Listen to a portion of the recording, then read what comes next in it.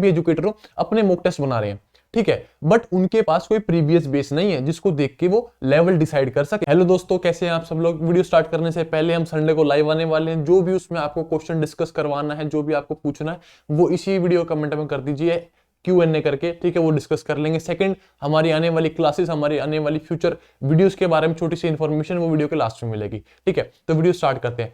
Hello दोस्तों, मेरा नाम है हिमांशु सांगवान, आप देख रहे हैं ओए पटले। आज की इस वीडियो में हम बात करने वाले हैं कि जो प्रॉब्लम्स चल रही हैं आजकल के मॉक टेस्ट से, बच्चों का जो स्कोर का वेरिएशन आ रहा है ना, मींस जो रेंज बन रही है स्कोर की मॉक टेस्ट देने के बाद, वो बहुत ही बड़ी बन जा रही है। बहुत बड़ी का मतलब कि एक मॉक टेस्ट में 110 आ रहे हैं और दूसरे ही मॉक टेस्ट में 150 आ रहे हैं। तो ये प्रॉब्लम किस लिए आ रही है, इसके बारे में डिस्कस करने वाले हैं, इसका सॉल्यूशन डिस्कस करने वाले हैं, ठीक है। और तीसरा, सेफ स्कोर के बारे में हम डिस्कशन करने वाले हैं, ठीक है। देखो, problem with mock test, problem क्या चल रही है आजकल के मॉक टेस्ट की। देखो क्या पता बात क्या है, बात ये है कि सारे अलग अलग मॉक टेस्ट बना रहे हैं, चाहे वो टेक्स्ट बुक हो, चाहे वो कोई भी एजुकेटर हो, अपने मॉक टेस्ट बना रहे हैं, ठीक है, बट उनके पास कोई प्रीवियस बेस नहीं है जिसको देख के वो लेवल डिसाइड कर सके कि भाई लेवल यही आएगा कि लेवल ये वाला आएगा, ठीक है। तो सारे अपने अपने अकॉर्डिंग बना रहे हैं, जिसकी वजह से लेवल का डिफरेंस आ रहा है। अब जैसे टेक्स्ट बुक का मॉक 1 है, वो बहुत इजी था, सबके 150 140 ऐसे आए हैं, बट जैसे जैसे आगे मॉक बढ़ते गए वो थोड़ा सा मतलब लेवल ठीक ठाक, मतलब अच्छा खासा होता गया, ठीक है, जिसकी वजह से थोड़ा स्कोर कम होता जा रहा है। अब बच्चे कह रहे हैं कि सर स्कोर कम हो रहा है, वो स्कोर कम नहीं हो रहा, वो थोड़ा सा लेवल बढ़ा रहे हैं बस, ठीक है। अगर आपने और किसी एजुकेटर का दिया हो तो आपको आइडिया होगा कि यार एक मॉक टेस्ट बिल्कुल अलग है, दूसरा बिल्कुल ही अलग है, मतलब कोई उनमें सिमिलैरिटी नहीं है, ठीक है। तो ये प्रॉब्लम आएगी ही आएगी और वो आ भी रही है, ठीक है। अब इसमें भी आपको दो सब्जेक्ट में दिक्कत आ रही है, एक तो पेडागोजी में बहुत मार्क्स वेरी कर रहे होंगे, दूसरा ईवीएस में मार्क्स वेरी कर रहे होंगे। बाकी हिंदी, इंग्लिश, मैथ्स तो ऑलमोस्ट सेम ही होते हैं हर सिलेबस में, ठीक है। तो वो तो आप कर रहे होगे, वो मुझे पता है, अच्छा खासा उसमें मार्क्स ला रहे होगे हिंदी, इंग्लिश, मैथ्स में। मेन प्रॉब्लम पेडागोजी और ईवीएस में आ रही होगी, वो भी इसलिए आ रही होगी पेडागोजी के काफी सारे क्वेश्चन, क्योंकि टॉपिक्स नहीं है काफी सारे, तो सारे अपने अपने अकॉर्डिंग ढूंढ के क्वेश्चन बना रहे हैं उसके अंदर, है ना। तो उसके लिए आपके मार्क्स वेरी कर रहे होंगे। ईवीएस में भी सेम, सिलेबस बहुत ही जर्नलाइज्ड है, सिंपल 5 थीम्स दे दी, यही नहीं पता टॉपिक आएगा कहां से, समझ रहे हो। तो इसलिए ईवीएस में मार्क्स वेरी कर रहे हैं, ठीक है।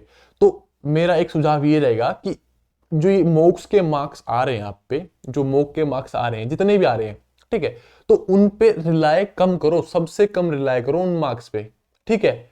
उन पे रिलाय मत करो।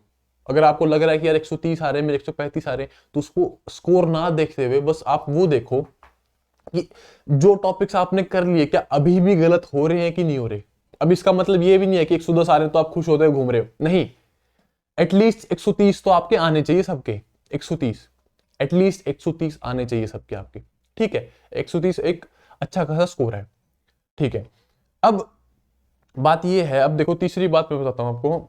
अब इसका सॉल्यूशन क्या है, इसका सॉल्यूशन देखो, पता है क्या है इसका सॉल्यूशन ये है, मैक्सिमम प्रैक्टिस करना।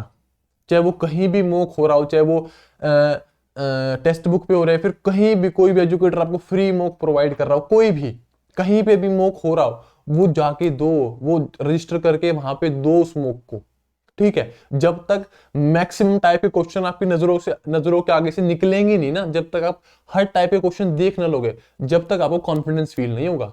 और वो कॉन्फिडेंस फील करवाने के लिए आपको हर टाइप के क्वेश्चन देखने होंगे, ठीक है। तो हर टाइप के क्वेश्चंस देखो, चाहे वो कहीं पे भी mock test, mini mock test, कोई भी छोटा मोटा टेस्ट हो रहा है वो देखो, और खासकर पेडागोजी और ईवीएस के, ठीक है। मैक्सिमम वेरिएशन आपको पेडागोजी और ईवीएस में देखने को मिलेगी।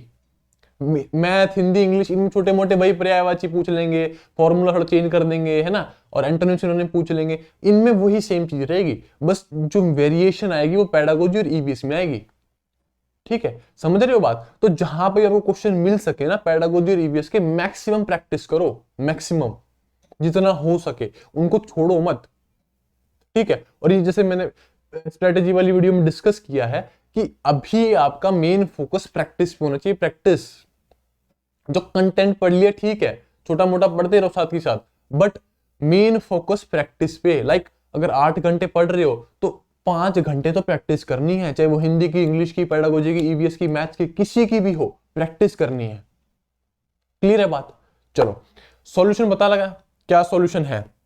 अब देखो प्रैक्टिस, और जो मोक है ना, मोक में सिर्फ आपको ये देखना है, फॉर एग्जांपल आपके मोक में 135 आई, तो आपको उसमें स्कोर ना देखते हुए बस उसमें आपको ये देखना है कि यार ये टॉपिक मैंने कर लिया है, क्या ये मेरा टॉपिक अभी भी गलत हुआ है कि नहीं हुआ, बस आपको ये चीज देखनी है। क्लियर बात। अब आ जाओ भाई सेफ स्कोर पे। देखो अब सेफ स्कोर ना काफी सारे लोग कह रहे हैं कि सर 160 150 कि कितना जा सकता है। देखो सेफ स्कोर ना किसी को भी नहीं पता है, जो भी बोल रहा है, जो भी बोल रहा है या फिर जो भी दावा कर रहा है कि भाई इतना जाएगा, नहीं नहीं जाएगा इतना, जितना भी मतलब अब पता तो मेरे को भी नहीं है, बट आप ये देखो ना कट ऑफ जो सेफ स्कोर है वो डिपेंड किस पे करता है, अब वो काफी सारे फैक्टर्स पे डिपेंड करता है ना, लाइक कि भाई नंबर ऑफ स्टूडेंट्स कितने बैठ रहे हैं, बच्चों की तैयारी का लेवल क्या है, और मॉक टेस्ट का लेवल क्या है ना। अब फॉर एग्जाम्पल अब टेक्स्ट बुक का 1 जो मॉक टेस्ट था, अब वही पेपर में आ गया तो उसमें तो 150 जाएगी जाएगी। अब वहीं पे उसका कोई हार्ड मॉक आ गया तो वहां क्या 150 जाएगी, नहीं जाएगी ना। तो लेवल ऑफ टेस्ट भी डिसाइड करेगा सेफ स्कोर, प्लस नॉर्मलाइजेशन कैसी होगी, तो 3-4 फैक्टर्स पे डिपेंड करता है सेफ स्कोर, समझ रहे हो।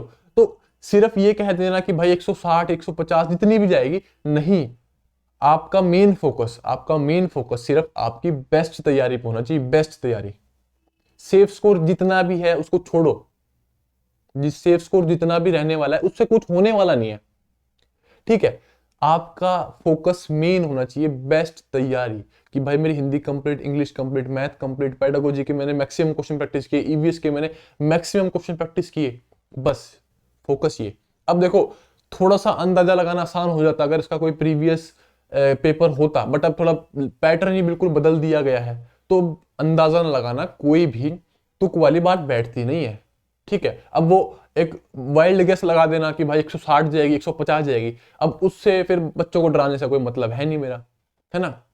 तो बस मैं तो ये कहना चाहूंगा आपका मेन फोकस ना आपकी बेस्ट तैयारी पे रखो, बेस्ट, ठीक है। प्रैक्टिस करो मैक्सिमम जितनी हो पाए, ठीक है दोस्तों। क्लियर होगी बात। आज की छोटी मोटी एक दो थोड़ी सी इंफॉर्मेशन थी, थोड़ा माइंड क्लियर हुआ होगा, ठीक है। अब इंफॉर्मेशन ये है जो अगली क्लास आने वाली है, देखो एक तो वो स्कूल करिकुलम का एक जो ई पॉइंट का लास्ट पॉइंट है, उसको मैं सोच रहा हूँ कि पूरी क्लास में कंप्लीट करा दूं, वो काफी बड़ा टॉपिक है, ठीक है।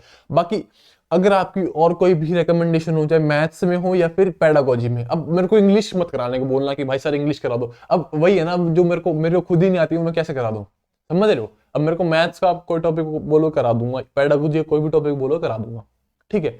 अब इनमें से कोई भी एक टॉपिक आप लिख दो कमेंट में, आपको करा दिया जाएगा, ठीक है। वो तभी कराएगा जब मैक्सिमम बच्चों की डिमांड आएगी, क्लियर है। तो जो मैं बता रहा हूँ स्कूल करेंगे उसका यहाँ पे आपको स्क्रीनशॉट दिख रहा हुआ, ये वाला टॉपिक हम अगली क्लास में करा देंगे, ठीक है। अब वो भी 2-3 घंटे क्लास हो जाएगी, है ना, तो अच्छी क्लास होगी, वो जरूर देखना, उसमें हम क्वेश्चंस भी प्रैक्टिस करने का ट्राई करेंगे, ठीक है दोस्तों।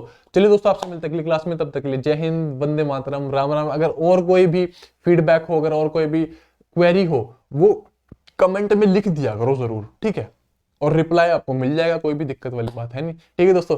चलिए दोस्तों आपसे मिलते हैं अगली वीडियो में, तब तक के लिए जय हिंद, वंदे मातरम, राम राम।